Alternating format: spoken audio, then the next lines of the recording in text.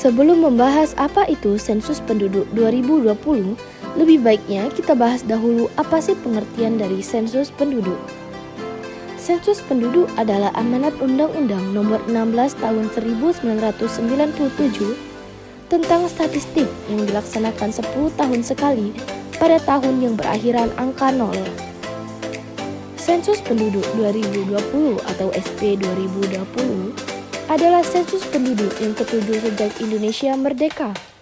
SP 2020 menggunakan metode kombinasi, yaitu dengan memanfaatkan data administrasi kependudukan atau Admindu dari Direktorat Jenderal Kependudukan dan Pencatatan Sipil, Dirjen Dukcapil, Kementerian Dalam Negeri, Kemendagri sebagai data dasar pelaksanaan SP 2020.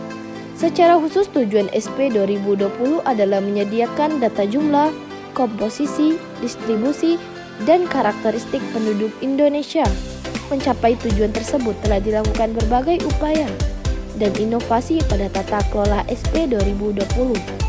Di antaranya, menggunakan metode kombinasi dengan memanfaatkan basis data administrasi kependudukan, memanfaatkan perkembangan teknologi informasi pada kegiatan pengumpulan data, di antaranya melalui penggunaan komputer, Aided Web Interviewing atau CAWI dalam sensus penduduk SP online, memanfaatkan satuan lingkungan setempat atau SLS sebagai wilayah kerja statistik SP 2020, menyesuaikan jangka waktu tinggal dalam konsep penduduk dari minimal telah tinggal selama 6 bulan menjadi minimal 1 tahun.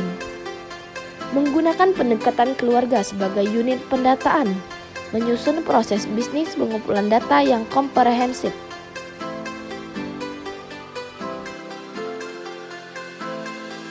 SP 2020 mencatat penduduk Indonesia pada September 2020 sebanyak 270,20 juta jiwa. Sejak hasil SP 2020 dibandingkan dengan SP 2010 memperlihatkan penambahan jumlah penduduk sebanyak 32,56 juta jiwa atau rata-rata sebanyak 3,26 juta setiap tahun. Dalam kurun waktu 10 tahun terakhir, 2010 sampai 2020, laju pertumbuhan penduduk Indonesia sebesar 1,25% per tahun. Terdapat perlambatan laju pertumbuhan penduduk sebesar 0,24%.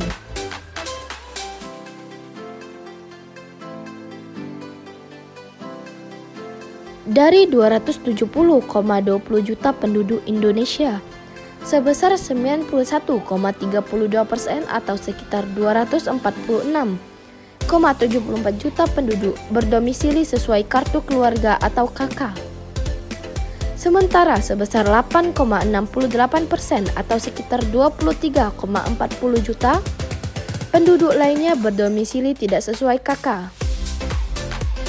Jumlah ini mengindikasikan banyaknya penduduk yang berimigrasi dari wilayah tempat tinggal sebelumnya karena sudah tidak tinggal pada alamat yang terdapat pada KK.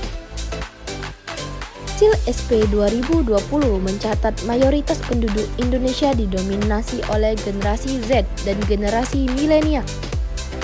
Proporsi generasi Z sebanyak 27,94%, dari total populasi dari generasi milenial sebanyak 25,87%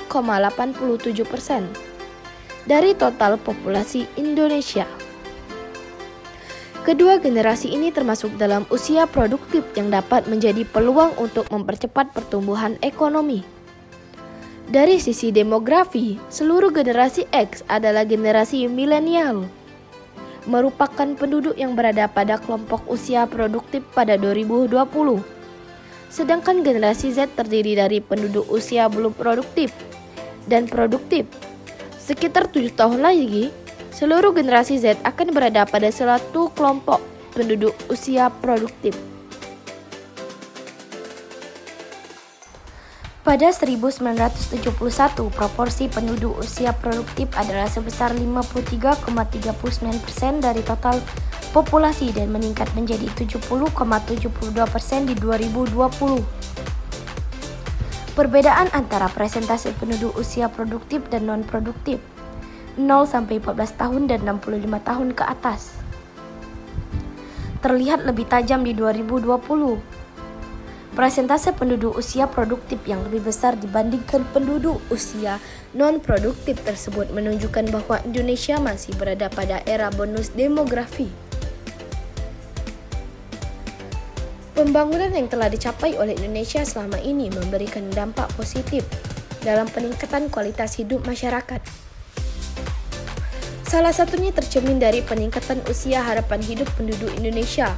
Konsekuensi dari meningkatnya usia harapan hidup penduduk Indonesia adalah terjadinya peningkatan persentase penduduk lanjut usia atau lansia 60 tahun ke atas. Persentase penduduk lansia Indonesia meningkat menjadi 9,78%. Di tahun 2020 dari 7,59% pada 2010 berdasarkan hasil SP 2010. Kondisi ini menunjukkan bahwa pada tahun 2020 Indonesia berada dalam masa transisi menuju era aging population, yaitu ketika persentase penduduk di usia 60 tahun ke atas mencapai lebih dari 10%. SP 2020 mencatat jumlah penduduk laki-laki di Indonesia sebanyak 136,66 juta orang atau 50,58% dari penduduk Indonesia. Sementara jumlah penduduk perempuan Indonesia sebanyak 133,54 juta orang atau 49,42% dari penduduk Indonesia. Dari kedua informasi tersebut, rasio jenis kelamin perempuan Indonesia sebesar 102, yang artinya terdapat 102 laki-laki untuk setiap 100 perempuan di Indonesia pada 2020. Menurut kelompok umur.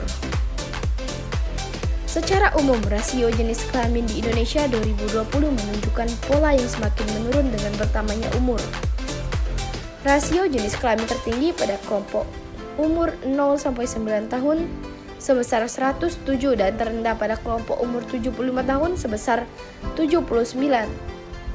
Rasio jenis kelamin pada umur 75 tahun ke atas yang sebesar 79 mengindikasikan bahwa jumlah penduduk lansia perempuan lebih banyak daripada jumlah penduduk lansia laki-laki.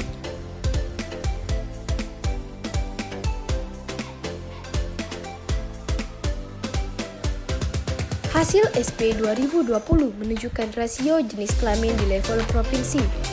Secara umum selaras dengan rasio jenis kelamin di level nasional, yaitu penduduk laki-laki lebih banyak daripada perempuan. Namun, demikian terdapat dua provinsi yang penduduk perempuannya lebih banyak daripada laki-laki. Provinsi tersebut adalah DI Yogyakarta dan Sulawesi Selatan. Provinsi dengan rasio jenis kelamin tertinggi adalah Papua, diikuti Kalimantan Utara dan Papua Barat. Sedangkan provinsi dengan rasio jenis kelamin terendah adalah Daerah Istimewa Yogyakarta.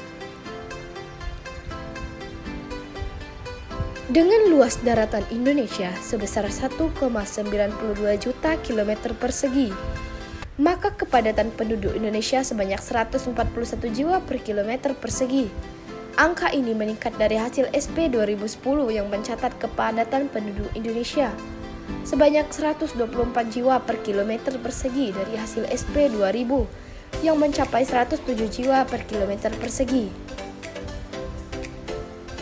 Sebaran penduduk Indonesia masih terkonsentrasi di Pulau Jawa, meski luas geografisnya hanya sekitar 7% dari seluruh wilayah Indonesia. Pulau Jawa dihuni oleh 151,59 juta penduduk, atau 56,10% penduduk Indonesia.